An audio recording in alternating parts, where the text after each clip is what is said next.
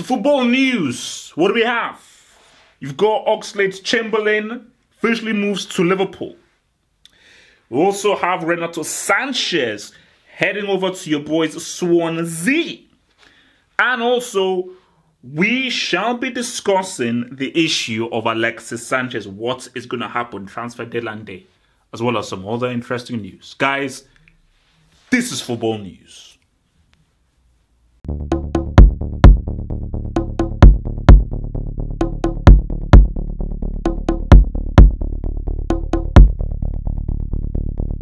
It's the kid, it's the kid. It's the kid, it's the kid, it's the kid, it's the kid, it's the kid. It's the kid. It's the kid, it's the kid, it's the kid, it's the kid, it's the kid. It's the kid. It's the kid, it's the kid, it's the kid, it's the kid, it's the kid, it's the kid, it's the kid, it's the kid, it's the kid, it's the kid, it's the kid, it's the kid, it's the kid, it's the kid, it's the kid. Guys, I've got new shades, I've got new shades. Guys, I have new shade. I want new shade. Right? Let's roll. So the ox, not the animal, the human, has moved to Liverpool officially. I'm hearing 35 mil is the fee. So obviously this took a very strange one because first of all, the Ox, he originally wanted to go to Chelsea, but now he's actually decided to take his talents over to Liverpool. Very interesting. First things first. Okay, so this was all done because he wants to play central midfield. Are you guaranteed to be in the central midfield? Because unless you're going to be rolling with a 4-3-3 Liverpool. John Henderson, Emre Can, and your boy the Ox in there. Again, and my main thing is about this is that okay, Ox, what kind of central is he? Is the right kind of central midfielder for Liverpool? Because again, he's not an anchor central midfielder. Is he the kind of flair attacking central midfielder? Maybe, perhaps, but Emre Can is really evolving into that position as well. But albeit, I don't think it really matters. I think for me, this is so much of a strength for Liverpool rather than from the Ox. Because for Liverpool and for Klopp, this is replicating his Dortmund winning team. Pack my team with midfielders. Whereas that there are almost two choices for almost every single position there is. So he knows that if a guy's not playing well, let's put him in there. Because what he wants is just ridiculous, relentless onslaught of just attacking midfield, which is what he had back in the day. I.e., Nuri Sahin, Kagawa, that boy from Paraguay, I've forgotten his name. Obviously, then you had Marco Reus, Mario Götze. And a whole house of just midfielders. Look, let's just throw them in. So, I don't know that this... I don't know. Again, for Oxlade Chamberlain, you want to be... World Cup season, you want to be fully starting. I can't guarantee whether you'll be a full starter. Because Liverpool are trying to, roll in so some guys... Because it's a tough team to get into. It's a tough team to get into. Remember, Lallana is also going to be coming back from injury as well. Because let's say Lallana is fit, Salah is fit, Mane is fit, Firmino... I mean, it's going to be tough. But I do get it if we're rolling with a 4-3-3. Because you say to yourself, what... The three in the middle, because I just remembered. So let's say your top three for Firmino, Mane, Salah. Or Firmino, Mane, Lallana. Then your middle three, Wijnaldum, Emre Can, Henderson. Are you saying Chamberlain is not going to go ahead of Wijnaldum? He ain't going ahead of the captain, Henderson. And you're now seeing what Emre Can is now doing. So, Chamberlain, all right, man, look, you're going to have to walk. You're going to have to walk. We are now looking at another one, Serge Aurier to Tottenham Sports. He's been given his work permit by the Home Office, so this is now official. Now let's just be very clear here. Serge Aurier is better than Kyle Walker. It's not an opinion. It's not an opinion. It's a fact. He is. So this is a vast, huge, monumental, massive upgrade by Tottenham to be able to acquire your boy Serge.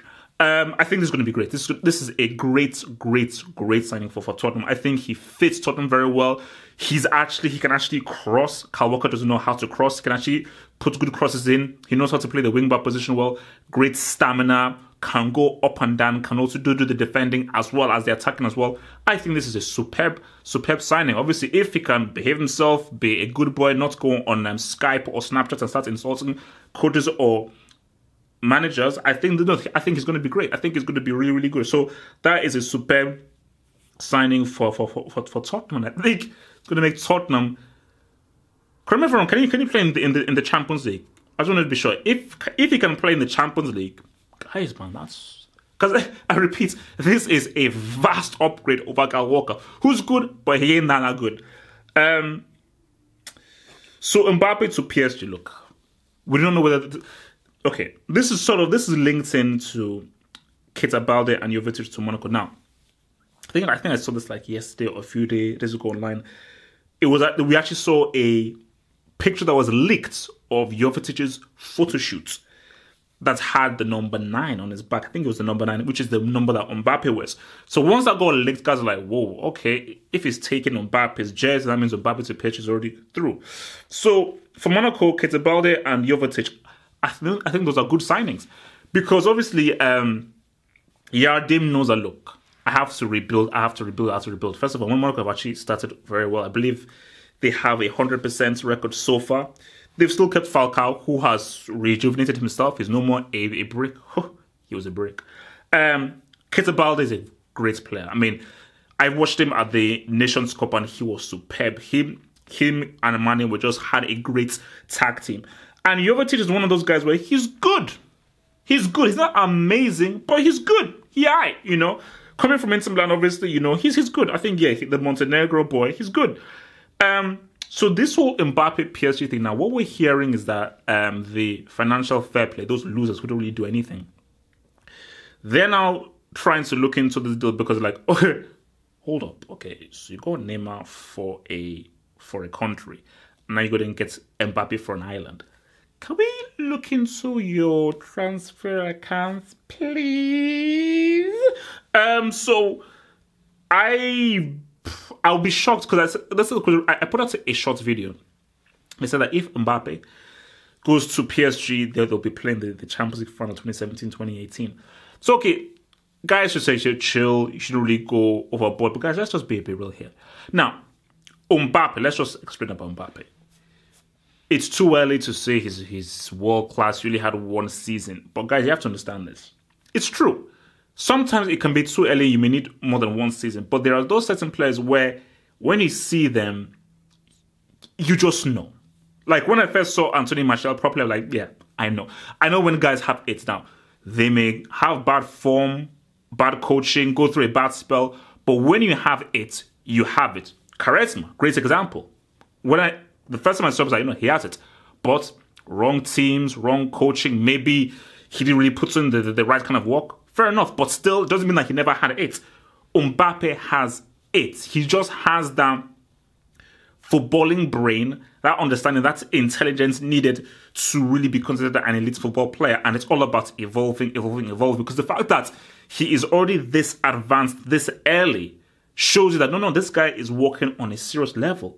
So, if PSG can get him and Emery can actually use his brain, which I don't think he has one, and actually really develop him, coach him, refine him well, my lord, Mbappe, Neymar, Cavani, Mbappe, Neymar, Di Maria, Pastore, Lord. We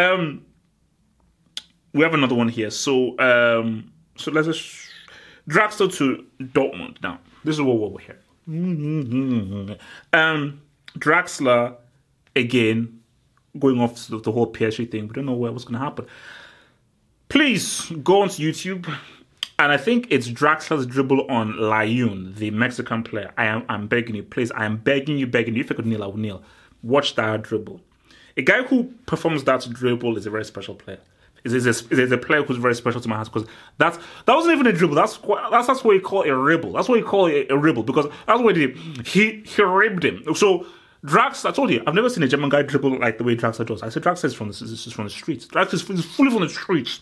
So Draxler to Dortmund. Now, if Draxler goes to Dortmund, because Dembele was a big miss. But if he goes to Dortmund,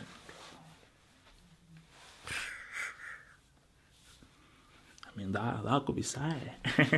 Okay, I mean, especially if they can get him transfer deadline day and he can be within the Champions League. Yeah, I mean, I told you, Draxler's my guy. Like Draxler, he's the guy I would put in my back pocket. Obviously, I give you a boy Neymar, I give you a boy Robin, but Draxler's one of those guys that I'm just watching him. I'm just watching him because that could be something. And I just don't know not to get how he doesn't fit to the PSG team. Personally, for me personally, I play my head of Di Maria. That's just me. I'll play my head of Cavani. I couldn't give a damn whether Draxler's not a striker. I'll still play my head of Cavani. Big move by Renato Sanches. Big move, but the right move. The smart move. Now, I don't know what happened with Sanchez and Bayern Munich. I do not understand how that kid I saw who in Euro 2016 was a very talented, technically gifted attacking midfielder did not really break it into the Bayern Munich team. I do not understand what happened there. I don't understand. But these things happen. Different coach, different system, different teammates around you. Again, the Portuguese system and the Portuguese teammates are very different from the Bayern Munich system and the Bayern Munich teammates. But the fact is that this is a World Cup season. Santos is only going to be looking at players who are playing regularly and playing well. Even if you're playing for flipping Elche, but you're playing well for Elche, you're going to get picked over a guy who is sitting on the bench for Real Madrid or for Bayern Munich in this case. So for Sanchez, Swansea, let's ride.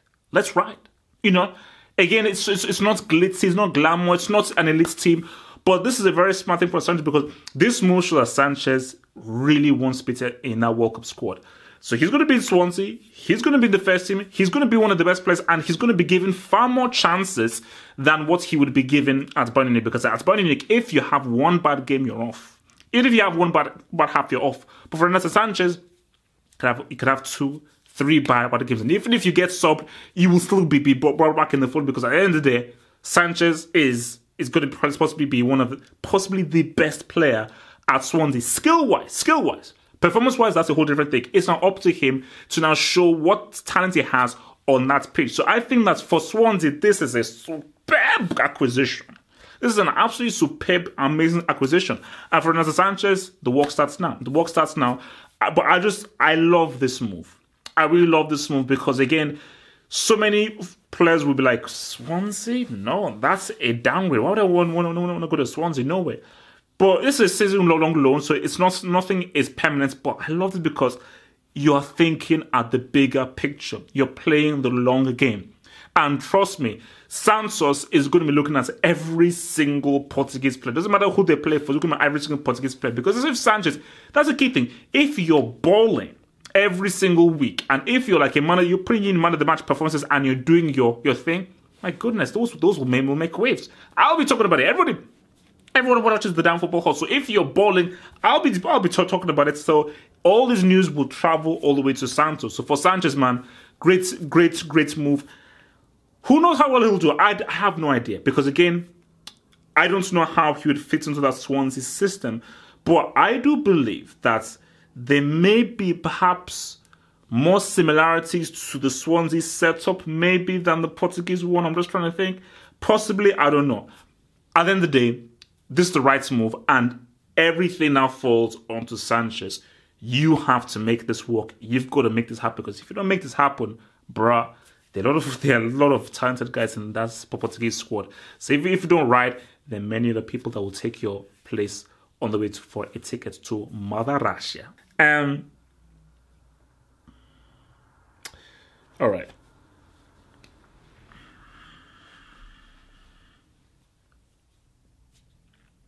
Cheers.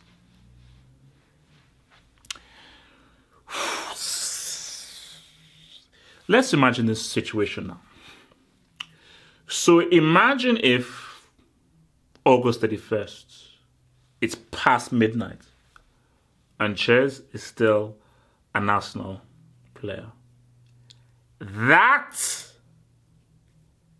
would be messed up. I mean, I'm being as real as three crack addicts. I'm being as real as 3 crack addicts. Because we're hearing that some Arsenal players, they're not happy with how Ches is operating and all that kind of stuff. Because obviously, I'm just based off what Robbie was saying on Arsenal Fan TV about how These are just rumors, so we shouldn't really read so much into it. I don't know, man.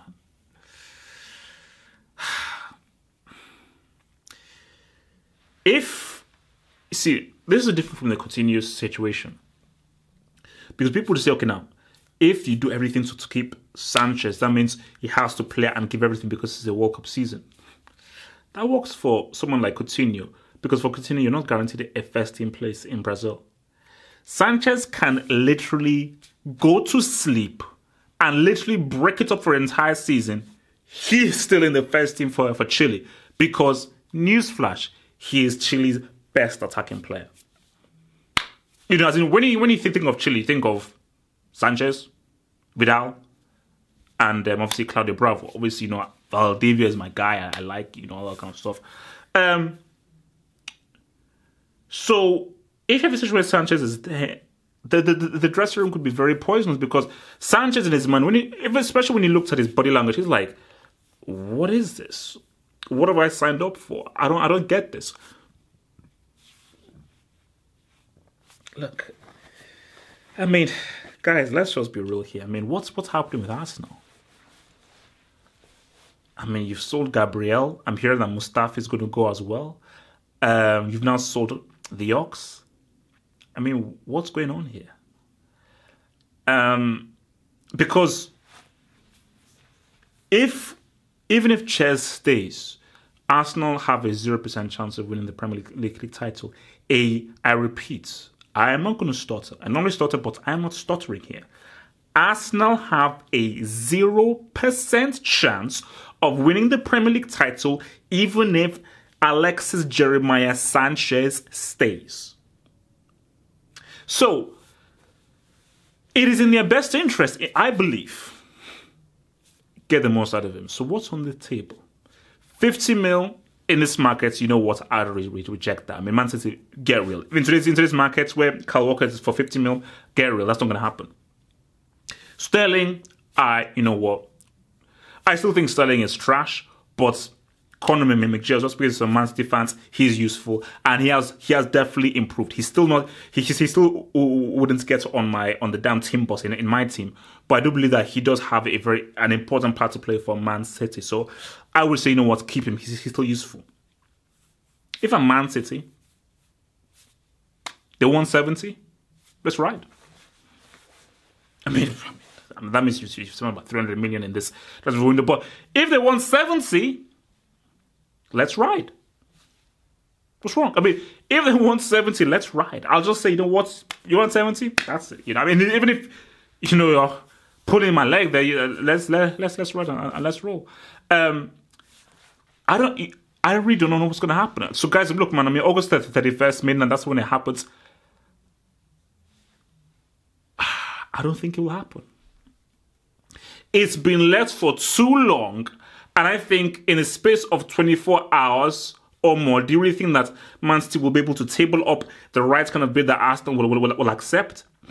Either way, whatever happens, it's going to become ugly. If Sanchez stays, my gosh, the dressing room, a guy who doesn't really want to play for you, who knows what he would do. I don't understand, because Sanchez still believe in him because he's a guy who always gives 310%. If he leaves, as I said before, I think we should just give the Premier League title to Man City. And as for Arsenal,